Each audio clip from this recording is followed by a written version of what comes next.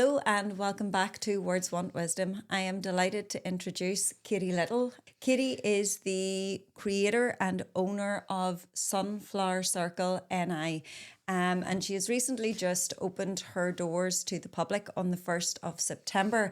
So Katy, you're here to share with us a little bit about Sunflower NI. So what was it, Katy, that motivated you and propelled you into to take the action to open the Sunflower Circle? I think when I had to leave my job to be my son's carer, and it's really frustrating when you have a child with a disability, there's nothing for that child to do. There's loads of activities for children, obviously, but they're not inclusive to that child, or you can go to soft plays and it's completely overwhelming for those children. It's too much. And a lot of the feedback I've had from parents over the last kind of few weeks has been they feel judged by other parents because maybe their kid has a meltdown because it's too loud and it's too bright and they're it's too overstimulated. busy. And there are all those people who are going to point fingers rather than offering a helping hand or saying, they'll are look you at okay? it as behavioural rather than what it is, and it's distress. And so a lot of the feedback I've had over the last few weeks has been parents saying, you know, we just want somewhere quiet. We just want a quiet space that our kids can go and be who they are rather than having to mask the whole time. They're doing that at school. Yeah. They shouldn't have to do that in their social life. And that was the whole point of it. I found myself, I mean, I have had a woman refer to Ezra as a dog because he was crawling on the floor in Dunn's doors. And you're joking me? No. To your wee boy? To my face, in front of my child. And you know, that is how people act. And that's and I know this woman, and I know she had a job working with the public, and this was how her response to my son. So this is why it's so important to, I know you to look actually horrified. I am horrified on so many levels that another person would say that about a child. And you know, I have had the privilege of meeting Ezra, and he is the most wonderful little boy. He really is. And I think for me, the so hardest sweet. part of this was when Ezra was nonverbal. So he was only about 3. Yes. He was acting. I don't feel like he was acting any differently to any other 3-year-old. Yeah. And that person was particularly cruel. And their view, I said, well, he's autistic.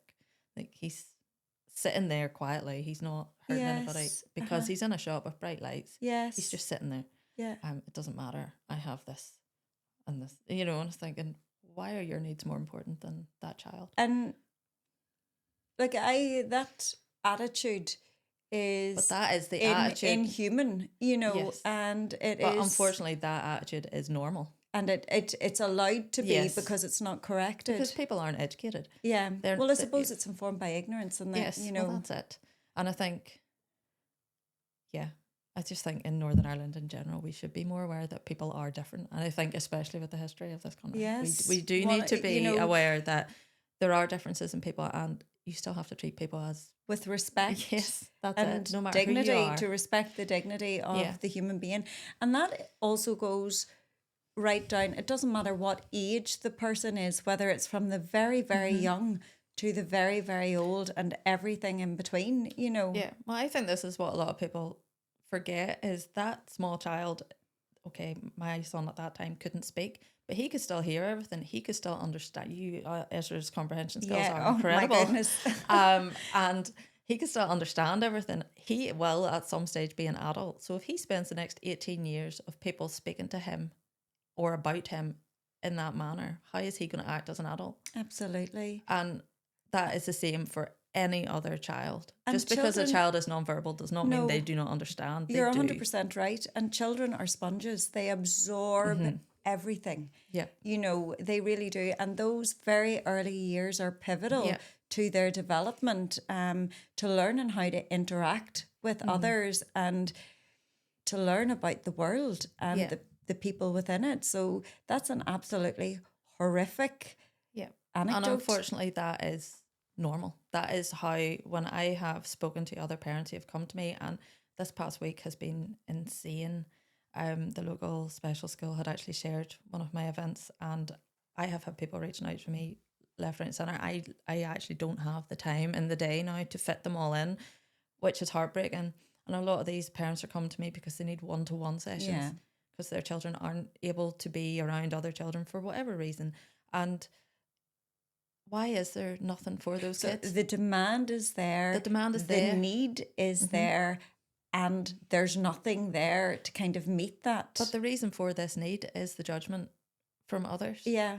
Because if other people understood why these children act the way they do, because you'll find a lot of nonverbal children, the frustration is because they can't express Yeah. how they're feeling. So if they're scared or something's too loud, they can't express that. So they lash out, or they pull your hair, or Ezra used to like to kick me in the face, which I can laugh about now, but it wasn't funny at the time. No. But, you know, that action is how they...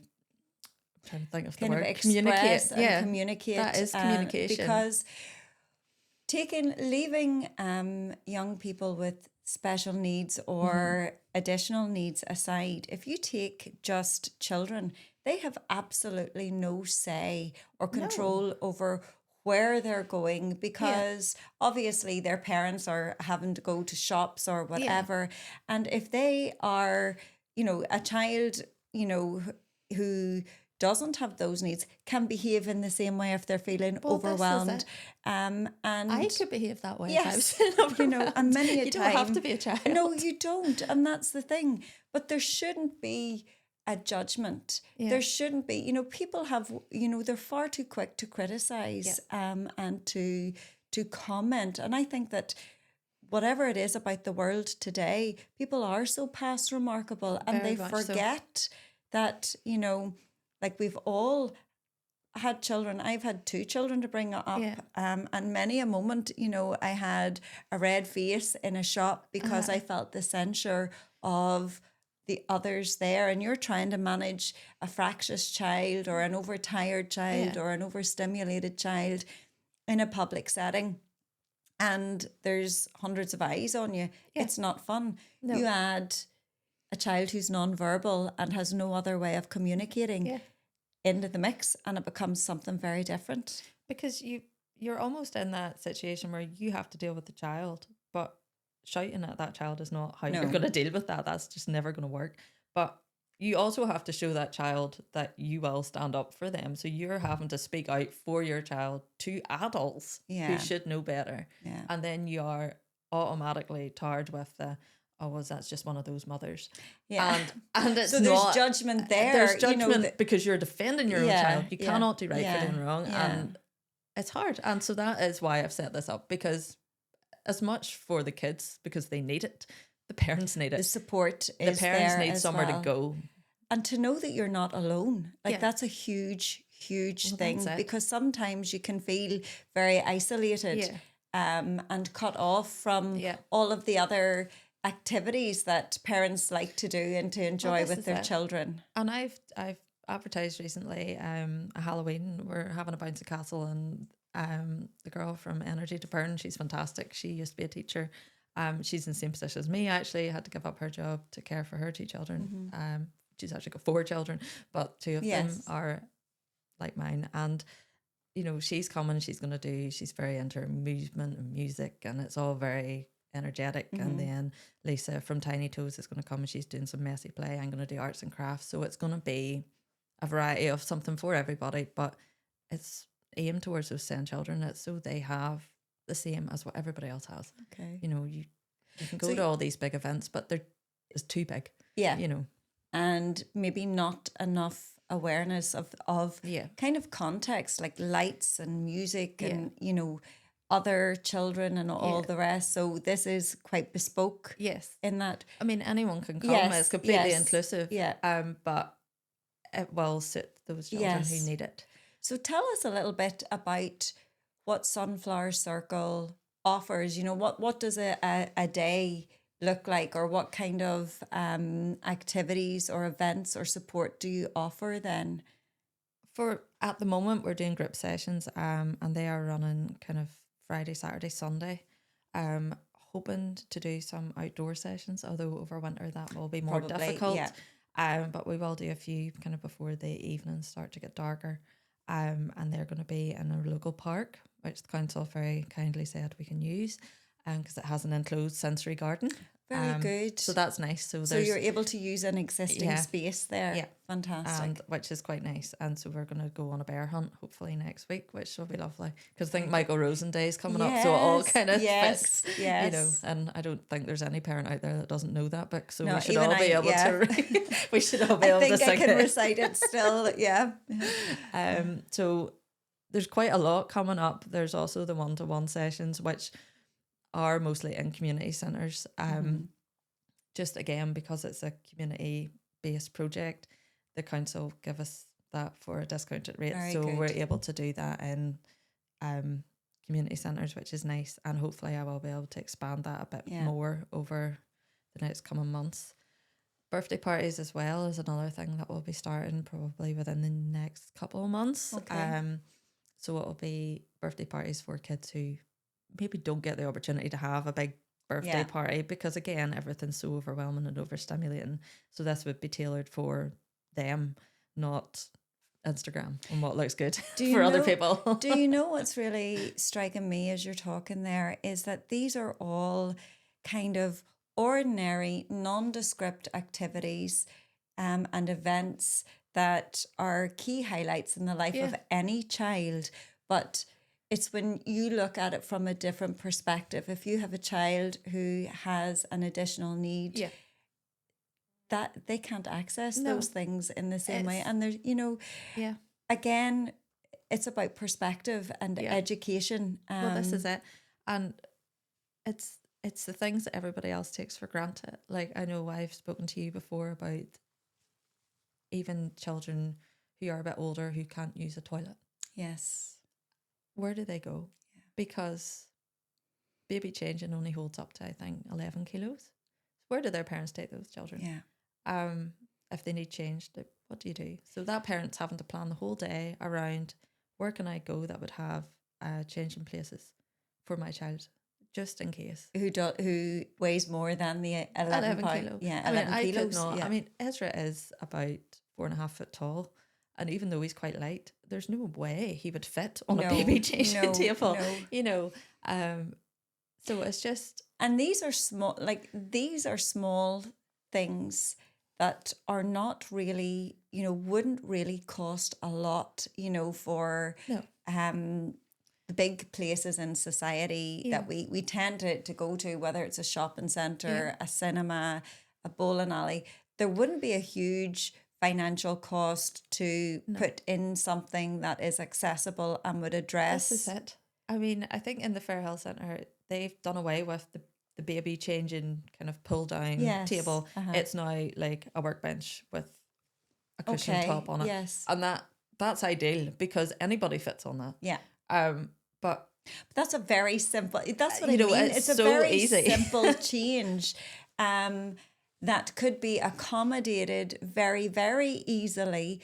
And it should be, because one of the, you know, you hear this buzzword of inclusion. But it's not inclusion. It's, I've ticked that box. Let's move on. What's next? So in terms of sensory play, for those of us who mightn't be aware of what it is, can you give us a wee breakdown of it and why it is important and so beneficial for SEN children? It's a way for them to regulate themselves. I'm trying to. There's such a vast kind of How can you do this question justice? Because there's so much to it. There's so much to it. So you've the likes of children who, and that could to and adults. It doesn't have to be a child. Again, that maybe can't sit still. So that being able to move. So say in a primary school, if they have the balls that you bounce on, you know, I don't know if when you were having your children they had you one of them in the hospital, but you bounce on them. So that gives them that sensory input. So you can still be in the classroom, you can still be listening to the teacher, but they're able to move. And again, we have peanut balls and those balls in our classes so that the children can get that kind of movement, but it's safe for them. Again, with trampolines, although I'm funny with the springs and trampolines, I don't necessarily trust them. Trampolines, I have one out the back and I don't know why, because even just looking at it gives me anxiety, because when I see my grandson's bouncing on it. I'm like, good grief, that is an accident waiting to happen. Well, I'm that's not. it. We see Ezra does have a trampoline outside, but the reason Ezra has a trampoline outside is because he would have jumped on the sofa and thrown himself on the floor. So in my view, a trampoline, me and this microphone are getting on, a trampoline that was enclosed was probably the safer option. Yeah, But yeah. yeah, You'd risk assess that, yeah. that risk assessment was done. I was like, no, trampoline it is. But again, with so that your messy play, so there's you're feeling the tactile Okay. kind of feeling, and then you have other children who like to feel squashed, which I know sounds ridiculous. Okay. So you've got the likes of your weighted blankets and the pea pods that they can be in, and it gives them that's like a Well, comfort. it doesn't even sound ridiculous because, you know, we all do. It's like a hug. Yes, we feel And if safe you when we are don't, cocooned if you don't like sometimes. people touching Yes, you, that's that a is great, another way for you to yes. get that input, and it's calming for a lot Yeah. of kids. So we have all those. Yeah, really. What And you're, it's all simple. It's very Yeah. very basic and very simple. These are all things that are not unique No. to SEN children, No, they're not. but that they are things that are very important for SEN Yeah. children to have that kind of safety Yeah. and security and to have access to. Well, this is it. And I think It's not rocket science then, is it? it's really not. No. And it should be absolutely normal. I just it baffles me how, I mean, Ezra's 5, so but even any child of any age under 18, how are they expected to sit in a classroom for 6 hours of the day quietly?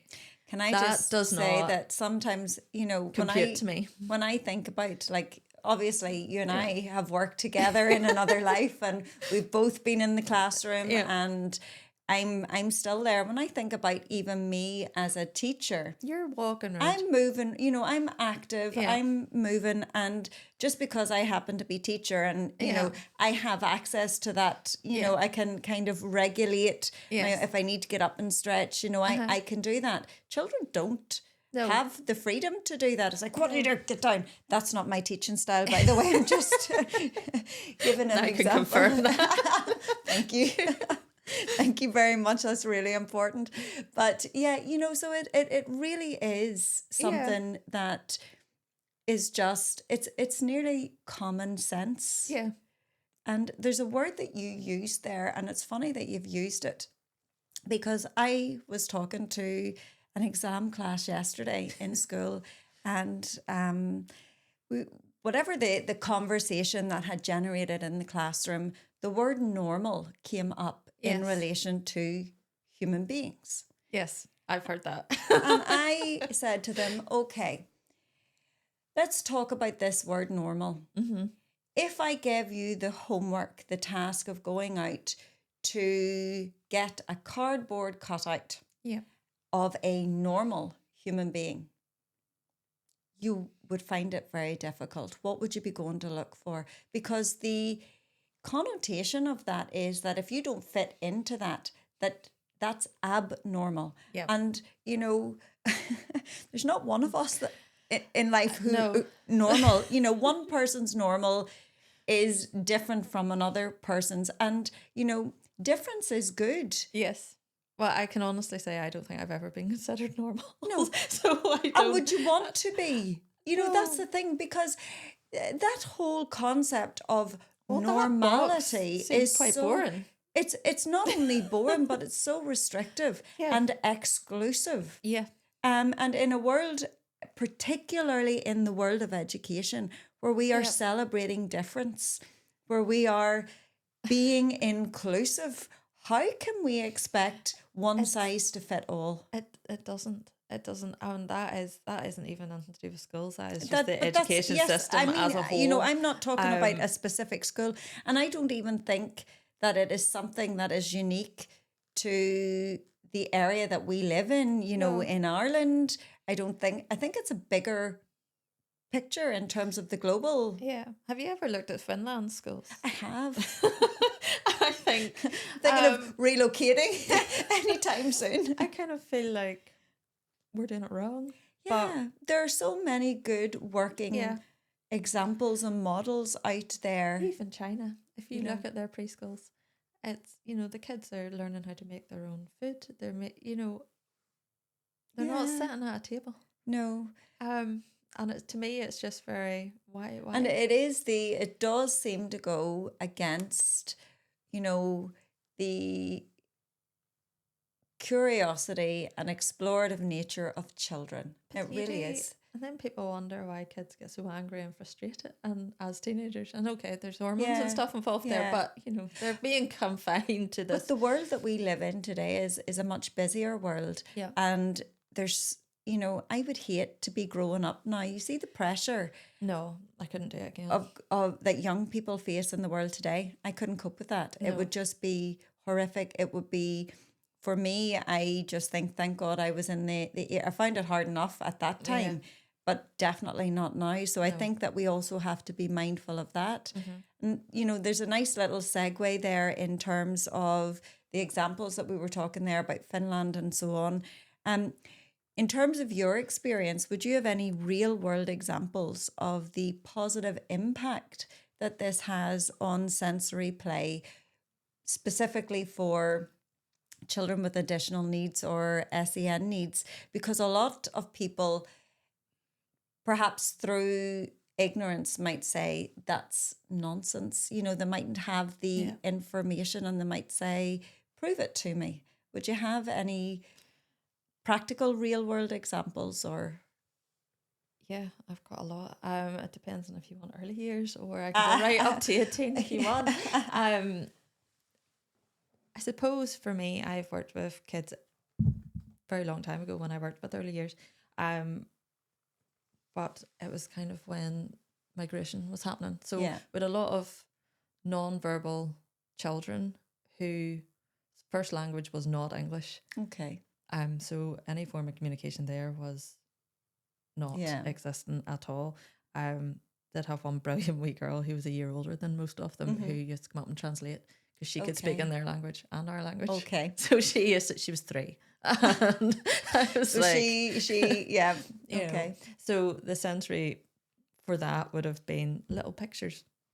Me and this thing. I don't need this microphone and you're going to there'll be a boxing match going on here. Because I'm so but so it would have been pictures, a simple picture of a toilet. Yeah. Or the sand tray. Yeah. And that was how those children were able to communicate because language was not it. And language was not going to work until they were able to speak and we were able to find out what their comprehension was. Yeah. And then for them to be able to kind of form a sentence for a start in our language, which wasn't their first language. Yeah. It's all, so for sounds, you would have had a board of sounds and they could have pointed out, this is what bothers me. This is what calms me. Yeah. And it was just pictures. And that is as simple as it.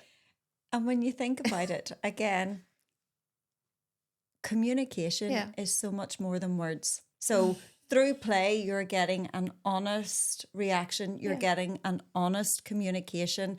You're given a platform that these children... If you think about it, if you're in a bad mood and you can't speak and somebody hands you a ball Play-Doh and you punch the ball Play-Doh, then everyone around you knows it's because you're frustrated. Yeah. Or if you're building a butterfly, maybe you're happy. Yeah. It's very easy when you watch a child to see how they're feeling without speaking to them. If you actually be quiet and observe, rather than rushing through life. And I do think when you're saying about society now, I think everybody's in so much of a rush to do things that nobody actually does take a step back and think, okay, what's going on here? Yeah. And I do think that's a big part of it as well. I really do think it's about meeting the children where they are and giving them the infrastructure, the platform to communicate with us, not us expecting them to raise to our platform. Well, this is it. This is it, because we're adults and we've done the learning. We know where we are and we know who we are. Those children don't. No. They're still developing. And I think you don't finish developing until you're about 25. I'm still developing. I don't think I ever did. I'm long past 25, but there's lots of that added onto that. So how can you expect a 5, 6, 7-year-old to know who they are and what, it doesn't make sense. And how to regulate emotion in a world where is full of noise. Yes. The minute you go out your front door, Yeah. It just hits. Well, this is it. You know, I was in, as you well know, one of my favorite pastimes is shopping. Mm-hmm. And I went to, what do you call that big, not Victoria Square, the other one, Castle Court. Yeah. And there's a shop upstairs in it. And there was a lovely pair of jeans that caught my eye. And I was like, okay, I'm going in there. I had to walk out because now, and my hearing isn't good, as you well know, but I had to walk out because the noise of the music that was being bombarded. Yeah. The lights, it was that bright white glare and the noise. And I thought, I can't process going over to pick up, and, there takes a lot to put me off. So, and, I would say that I'm used to those environments. I deal well with, stimulation, with noise, with activity and all of those things. But I got out of there. I went in and I turned on my heel and walked straight out. And when I looked back through the plate glass in the window, there was nobody else in the store. No. So what's that? So for a child going into an environment like that. But even for me, I find taking Ezra into Marks and Spencer's, for instance, because their lighting is, you get an X-ray going into Marks and Spencer's, it's horrendous. It's so bright. And it's not even the music, but it is that fluorescent lighting. I maybe have 10 minutes to get round Marks and Spencer's before he starts, and he can see, and he's starting to unravel. Yes. And I think this is going to end badly. So we usually kind of do it before we go to Waterstones, and then he has a calm environment. Yes. But and when it's you go amazing into the difference. The difference, and I'm even thinking about it's the tangible thing, it's the tangible invisible. So I know both of those shops in that location that you're talking about. And when you go in there, the lighting is different. The scent is different. There is a calmness. Yeah. There's a very calm atmosphere. There's a quiet atmosphere, but there's a warmth as well. It's very it's conducive to making you stay and read, or to stay and relax, which is the contrast. So with other shops, so it would be very easy. Soften the lighting, turn the noise down. But they do that in England. They have things called dim days, where you have maybe an hour in the morning that is a quieter. Aye. And I think, why is that not the norm? Why is that not the norm over here? But when did what we have now become the norm, and why? Is a question as well. Is it to get people in, to get them separated from their money? Surely the lights of Marks and Spencer's, their lighting and the atmosphere in general is, they're not wanting people to stay, because you couldn't stay in that environment. You feel like you're on the sun. Yeah. It's too bright. So surely dimming the lights would be better for everybody in general. And you're not talking about turning them out. It's a warmer light rather than that dazzling light. Yes. And there is because I don't remember it being like that when I was growing up. Because I always loved going to, if I got to a shopping centre. But I'm actually going to go back and see if I can remember a point in my life where that changed, that environment changed. Yeah. Because that's a deliberate choice. And as you say, if they can do something like have, what was it you said, dim day? It's called a dim day. Now, that is in the north of England. I don't know if it's called that throughout. But, the thing is about that is, in Newton Abbey, they have quiet sessions for children in play centres. Right. In Lisburn, they do that. Midnight Antrim. No. So it can be done. It can be done. And it's nearly like a postcode lottery, depending on where you live. So it's about awareness, education, and actually acting on the words. Yeah. Because I know Sainsbury's and Tesco's in various places do it. Yeah. Now, I don't think they do where I am. Or they say they do and they haven't. Right. Because I've tried taking Ezra shop, but I can't take Ezra shop. And Ezra's a bit like yourself. He goes shopping, he thinks he's a millionaire and goes here and goes a wee bit champagne over this beer budget. Yep. I don't really like taking him shopping, but I've tried because he enjoys being out and seeing people. But it's something as simple as these companies could just Yeah. say, we're going to have a quiet session. Mhm. Realistically, they're not going to lose any money because anyone can enjoy that Yeah. time. Everyone. Everyone can. Okay, so we're talking about inclusion. Yes. It all comes back. In its the very real sense of that term. Yes. Yeah. It really is quite profound. The simple changes that would make a world of difference Yeah. for everyone. Yeah. Yeah. It's Because got that, you have to take away the special educational needs side of it and just view people as people instead of saying, oh, well, that's just because you have autism or you have ADHD or you have, it's nothing to do with that. It's about creating a welcoming environment for everyone. Yeah. Everyone. Simple. And you would do it for somebody in a wheelchair. Yeah. So why can't you do it for somebody? Yeah. Who doesn't have a visible disability or condition. Yeah, very much. A lot of material to unpack there. So obviously you have lots of, you're dealing with this on a day in and daily basis with Ezra, who is just, he is just a gift. He really is. But there are times when it's challenging, it's difficult.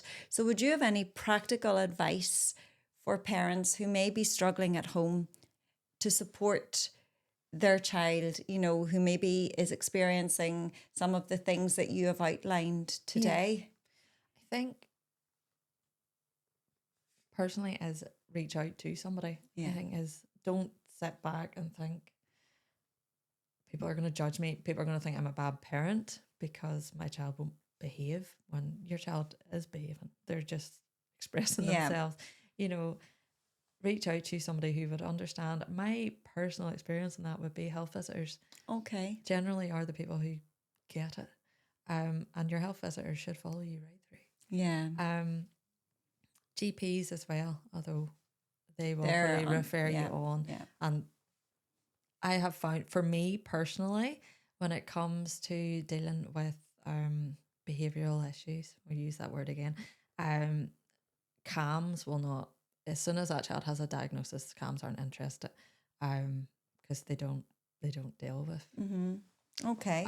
So I don't think there's any point reaching out there, but looking at local support groups, like what I'm doing, and there will be others. There's Sensory Kids in Antrim, and there's Through the Looking Glass in Ballymoney. Yeah. If it's still there. I mean, there are places you can go. Just even thinking here in the area that I live in, very similar to yourself, there are, a number of people who were all experiencing similar things that and they all came together, and there's a group. I actually volunteer at it, and I have to say that it is the 1 hour of the week that I really look forward to. And it is an absolute privilege to be there. And it's called the Everyone Matters group. Yeah. And on a Tuesday evening, we have all of these wonderful people. And I'm talking about the group themselves and their parents and carers who are all coming together. And I'm just amazed by the strength, the compassion, the way that they saw that, again, there was nothing there. So they created it themselves. But isn't it really sad that that's what parents and carers have to do? Yeah. Why is that not the done thing? Yeah. Why, Yeah. And even for yourself, like to have to give up your job because you are looking after, I know there's a lot of other factors there, but primarily your first and rightly so priority is Ezra. Yeah. And as a parent, where where you're seeing this glaring need, you're doing what every other parent is doing, and you're filling that gap. Well, so there is a way through this. You will find that any of those organisations are run by parents and carers, or have been started by parents and carers, because there was nothing. Yeah. And I think that says all really. And I think that's where councils and things need to be looking and saying, Why was there nothing? But what they should be doing is that they don't need to go away and reinvent the wheel here. No. Tap into Well, this is it. what parent, and support them. Yeah. And, listen to them.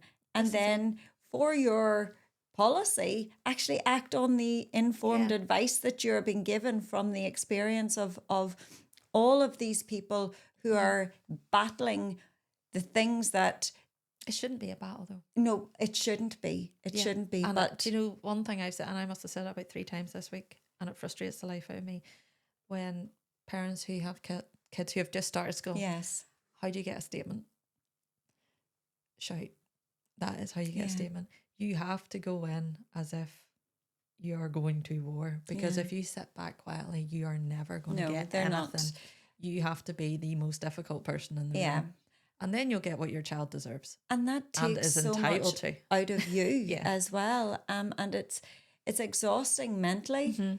emotionally, Yeah. because you're battling that Yep. and you're also trying to support your child Yep. without any kind of support in the background as well, which is isolating and it's lonely. So we're coming right back It goes full full circle. circle. It does, Yeah. and then you'll have people say, "Why are you tired all the time?"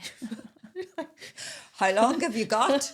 It's like, Yeah. I don't know. And it's exhausting. Being a parent is exhausting. It's 24/7. There are no Yeah. days off for good behavior. You don't get holiday pay. You get very little thanks, and you do it day in and day out, and that's okay. Yeah. But when you have another context that you are doing that in, Yeah. comes really isolating. Yes. Yeah, and that's It is actually. I mean, I'm a single parent, so I Yes. don't have somebody to pass it to. I can't Yeah. say, "Oh, I'm going out to the gym here for an hour. Would Yeah. you just do bedtime?"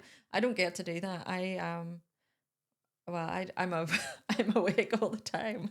I don't get like last night, for instance, as I was explaining, we don't get time off. Yeah.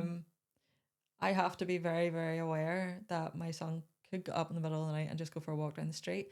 And that is Yeah. the reality Yeah. for parents. So when people are saying, "Oh, you're always tired. Why do you never want to do anything?" It's like, because if I get an hour to myself, I'm going to have a nap. Yeah.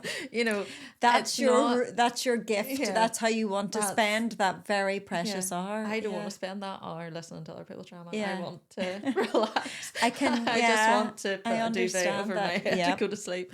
So no, I do understand that from, I suppose, special needs parents. Although I'm trying to move away from that. Yes. I do understand that side of it for them, and I know it's exhausting and it's hard, and you just want to feel like there's somewhere you can be. But the issue is, you should be able to be everywhere. Yeah. I You should be. There should be, Yeah. you should have the freedom to go out and access the world Yeah. in the mundane freely. Yes. With your child, and any other parent Yeah. should have the ability to do that. And there is a responsibility there in terms of the industries and all the rest, to make sure that they're meeting that. Well, there is. There is, but Again, that brings you back to we've just ticked that box. yeah. They don't actually, in my view, they don't actually care. It's just, okay, we say we've done that. Yeah. And it's the bare minimum. The But bar is very low. A simple thing like changing your light bulbs to a warmer light. Yes. And turning down the volume. It really wouldn't cost a lot, but Well, it would that's change, it would transform the Even- world but for even when so you many go people. into schools, even being able to get up and move around the classroom. Yeah. Active learning. Yeah. You don't need to be behind the Yeah, table. yeah. Those little things will make a huge difference to children in general, not just Yeah. children with an additional need. Well, I know that even on our, and you've experience of this too. So even on an inset day, Yeah. those days that we would have staff training and different things, you get a little flavour of what it's like for a child Yeah. 6 hours a day when you're going in and people are delivering presentations to you, and you're always interested, you're always, but like you do feel yourself every now and again, shifting or moving or whatever. And it is hard because we're not conditioned to sit like that. So yeah, very simple things would make a big difference. We've kind of brought it back to the school environment. So if we were to look at the SEN system in Northern Ireland, Would it be fair to say that it's struggling and seriously underfunded? Would that be a fair descriptor? It doesn't work. And it doesn't work. It doesn't work. It's very underfunded. Yeah. But I said, Are there any areas specifically that you think need to be prioritized within staff training? Okay, you were very quick to say that. It's as a same parent, and I will just start this off by saying this is not aimed at anybody, because I realise I have recently left a job and I wouldn't want anyone to think. Okay, so this is you're coming at this a general. Yes, a general. Yes. Okay, well that's fair enough. As a parent of a child with additional needs, it is concerning to me that you can walk into a job in a school with no qualifications at all, because there is such a shortage in staff. Right. Now, my child needs constant one-to-one care. Okay. How is somebody who's just finished school at 16 going to be able to provide him with the care that he needs when they have? Do you understand where I'm coming from? Yeah, right. So, because again, I'm coming at it from I'm in a different sector. Mm-hmm. So, if I'm interpreting and hearing what you're saying correctly, that in so is this like an LSA or a classroom assistant position? Is this what you're talking about? No, I mean a classroom assistant. I think you just need your level 2 childcare. Right. I think when you're coming in to work with children with an additional need, yes, okay, there should be an additional need training. Yes, I know when I first started out when I was 16, I had to do training for hydrocephalus. I had to do training for Down syndrome. I had to do training for all kinds of conditions. I worked with kids who were blind, and we had to go and do. They don't do that now. Right. Okay. Now I'm getting that's why I wanted. You can have your childcare level 2, which you can do as when you're 16 years old, and you can go straight into working with kids with severe difficulties. So when you have now we're getting to the root of it. So when you have it needs to be elevated. Oh yeah. First of all, it's a very specialized it's a profession in and of itself. Yes, it is. And it's a specialized profession. Yeah. But it's not treated like that. No, it's not. And like it would be like I'm not 16. I know people might find that 16. No, but I'm trying to because I always try to think about to receive the information, process it, and then respond to it. And I always do that by trying to put myself in a position. Yeah. Now, the person I am now is very different to the person that I was when I was 16. Like, I wouldn't have said boo to a goose. Yeah. I had absolutely zero life experience. Yes. I could look after myself. I think I probably just about. That was it. And I was a very well-rounded 16-year-old.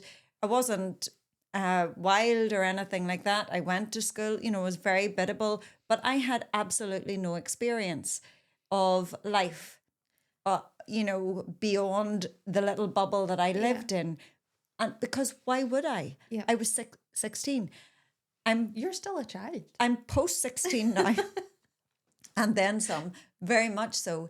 And if I was put into that position of going in to look after a child who has similar needs to Ezra, I can say hand on heart, and I'm a teacher.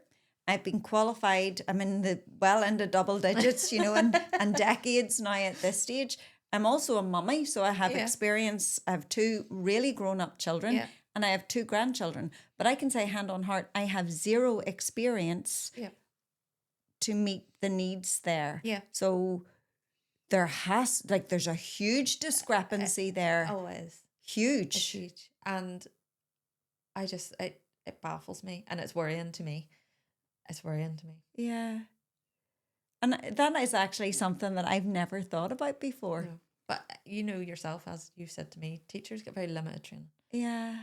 So you would think that the people who are brought in to support that specific child, but the education authorities autism training is, I could have written that myself. Is it's it a basic. PowerPoint presentation?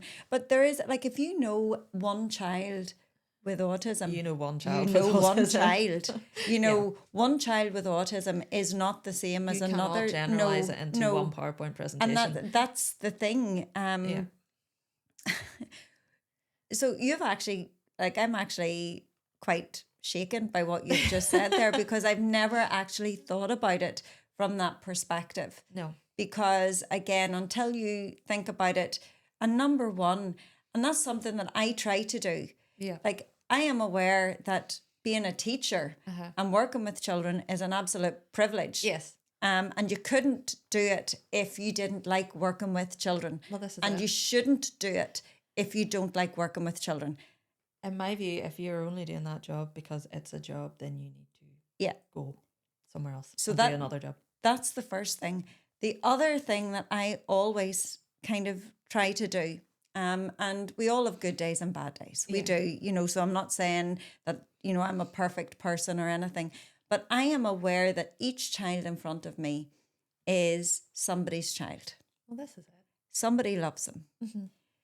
They mean the world to them. Yeah. And I would like to think that when my children are going into a room, that the person who is there will treat them with respect and the dignity, and meet their needs to the highest level of their ability. Yeah. And if they can't, that they are signposting that on forward, and they're doing all of those things.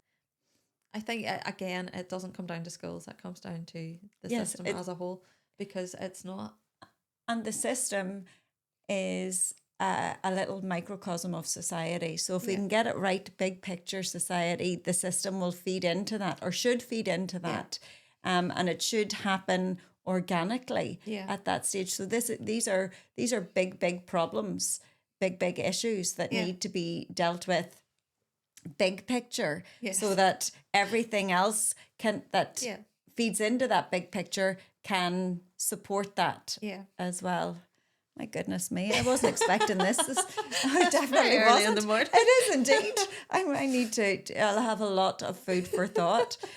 So if we kind of take all of the discussion that we've come in there, and it's very, very, and that's like, we're only touching the tip of the iceberg. This is, I think we're definitely going to have to get you back, Katy, to kind of dig further here. But if I was to ask you what your vision and plan is then for the growth of Sunflower Circle NI, just kind of in the context of our discussion. It's all kind of exploded this week, as I said. It's all been a bit, I'm still slightly taken back. But the plan is to expand and have more of these group sessions. There will be a parents kind of support session. Although I don't like the whole sitting around. I feel like you're at an AA meeting when everybody sits around in a circle. And I just think, I don't really want to go down that route. So we are going to go for kind of like dinner and coffee. We'll leave the Prosecco alone. Yes, okay. So that will be happening, and I will be branching out to other areas as well. But I need to really focus on the Ballymena area. Okay. I am in Ballaghy, oddly enough, from the start of October. Fantastic. I've been the Seamus Heaney home place from the 7th. Okay. So there's a wee pilot session if anybody's. Okay. So what will that? So the pilots. What time is that at? It's an after school session. So it's the 7th of October after school in Seamus Heaney home place, Ballaghy. And you can book it on their website. Okay. So it's available now. And it's for any child for every child. It's for every child. Specifically, if there are parents, it's geared for SEN. It's geared towards SEN children, but I mean, if you have a child who has anxiety or has just lost their cat, and is struggling, a huge thing in their world, it can be something that seems really silly to you, but that could mean, that child might just want somewhere quiet to go and be, and have that kind of sensory experience. So it's for anybody, but the classes are focused on SEN. Okay. So they are set up to be SEN friendly. And is this going to be, so I'll deal with, in terms of the home place in Balahi, is this a once off or is it a series? It's a pilot scheme at the minute. It's just the one Okay. for now to So see just to see what who the needs are. need yes. is, yeah. And so really how that grows and develop Yeah. will be informed by, I think that's wonderful. what parents actually say, which is good. Yeah. Because there's no point in me saying, right, I'm going to do 2 months of this if Yeah. people are like, oh, Yeah. no, I don't like her. Okay. You know? I'll not say that, Katie. No, I get. So But you know what I mean. Yeah. So they're gonna. So depending on the needs of the people, the parents, that will drive forward the growth there Well, for this is it. that fantastic. But it is going to be the same in Ballymena as well. But now I started with one class in Ballymena. I'm now it's 5 days a week. Okay. So it's, you know, I said we're going to start really slow, and that was on the 1st of September, and we are now on the 13th of September. So 13 days later. Okay. It's it's like the 1 minute mile here that you are running at the minute. it's But that, do you know what? but that's Isn't- it's lovely. You must feel not because It's I know sad. it's not about you, but you must feel like you're doing something really worthwhile. But Yeah. also the flip side of that is, as you've just heartbreaking. said, it's heartbreaking that there's nothing there, that there's so much Yeah. demand. Because I am one person. Yeah. You know, it is a company, and I do have people who will come and help Yeah. me out. But I am one person. Yeah. And So the growth know. at the minute, you have your business plan, you have, you thought you were starting I thought I was starting slowly. Yeah. And really it is based on the demands, and you are going to follow the demand there as it goes along. I And might you've have already, to follow slowly. Yes. Because yeah. it's And if somebody wants to get in contact with you or to find out what it is that you're offering, Katie, how do they do that? How do they find you? I'm on Instagram, so Okay. it's Sunflower Circle NI on Instagram. Or my email, which I don't know Okay. if you can put that on. I will. So You can put that on the I will- screen. I'm not very techy. okay, neither am I, but I do know somebody who is. So we Should have brought a wee card. absolutely. We'll actually put your details at the end of this as well. So for anybody who wants to get in contact, to find out what it is that you're offering, the number of classes, availability, and for anybody who's interested in what's happening here in Balahi, they can find that out either through you or on the Seamus Heaney Home Place website. Fantastic. Do you know what? I'm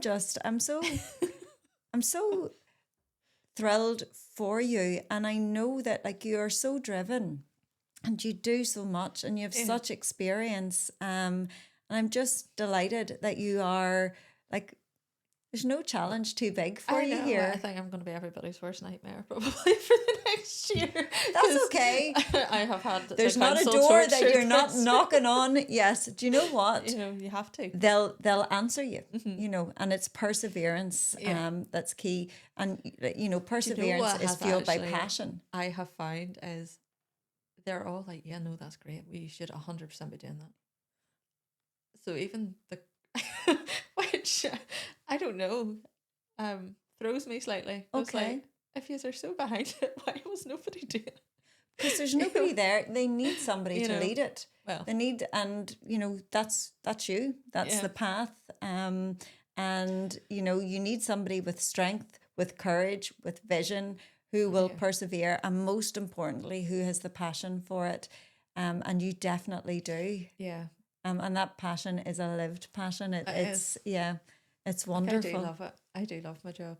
Good. I miss the school as well. I know. I miss the kids. And I definitely am institutionalized. I love being in the classroom. I do. It gives me such joy, you know, and I love interacting with young people. I could not be a teacher. No, I couldn't do it. I could not do it. Trust me. Not because I wouldn't like it, but you see the paperwork.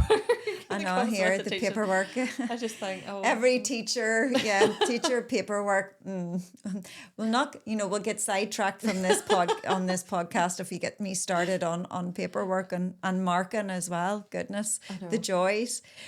So just to draw it to a close, Katie, what words of wisdom or advice would you have for parents who may be impacted by anything that we have talked about here today? Keep going Keep going. and shout if you have to, Okay. because none of the people within your circle are going to judge me and this thing. Yeah. Are going to shout at each other. Nobody is going to judge you. Nobody with Yeah. a child experiencing the same thing is going to judge you for Yeah. shouting. We all know that's the only way to get what Yeah. your child is entitled to. Yeah. And just keep going, because it's horrible when they're little. But as they get bigger and you start to see who they're going to be, then it's all worth it. Yeah, it kind of gives you the motivation to keep going. I mean, if I had listened to, when Ezra was starting nursery, if I had listened to that Senko, Ezra would not be where he is now. And it's a whole different Okay. whole different But thing. The thing about it is, If I hadn't stood my ground, no one knows your child the way that you know your child.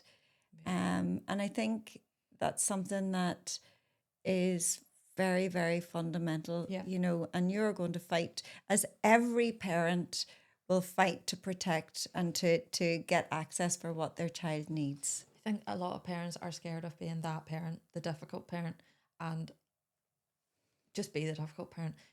If your child has a special additional need, the chances are schools are going to think you're difficult anyway, because you're asking for all these extra things and they have to do extra work. So just be difficult. Yeah. And take a bit of enjoyment out of it. I love it. Well, if you've used the word difficult there a lot, so clearly that's a label that you feel has been put on you. Mm-hmm. So I wear that label with pride then, if that's what you're, on. I don't mind being difficult or argumentative. Yeah. I have to say, Ezra's primary school are fantastic, but at the same time, if I had to be, yes. But I've had to do it with other kind of aspects. Yeah, you've had to walk that walk where I'll take issue with that word difficulty on your behalf and on behalf of every other parent. You're not being difficult. No. You are being firm. Yeah. You're advocating for your child. Yeah, and if you didn't, there'd be a whole other label put on you for not doing that. So, you're damned if you do, you're damned if you don't. So go for it. You're only difficult because it makes other people uncomfortable. Yeah. And that's fine. You can make other people uncomfortable. It's nearly like gaslighting, isn't it? It is a little bit. Yeah. Well, lots and lots of practical advice there. And Katie, I have thoroughly enjoyed chatting to you today. I have because that's what I love about this, is because I learned so much from everybody that I'm talking, and you have schooled me today. You really have. And again, that experience is something that I will kind of feed in and I'll reflect on and feed in professionally, personally. And I'm going to ask you here and now, will you come back? Will you do another? I'll come back. Yes, because I do think that this should be more than just a once-off. I don't want it to be a tick box exercise. No. Kind of want to see how you're growing and what you're doing. And, for all of those parents who feel isolated and alone, that they can, that hear you and know that they're not alone. Yeah. No, I think definitely need to come back and have... Yeah, I don't know. There's so many other things that we can talk about. Yeah. Well, this will do for a start. Yes. So thank you so much for giving up of your time, for coming down today, especially being sleep deprived as you were last night. So I look forward to our next, to our sequel, to the follow-up to this. Thank you very much. Thank you. And that's it for today.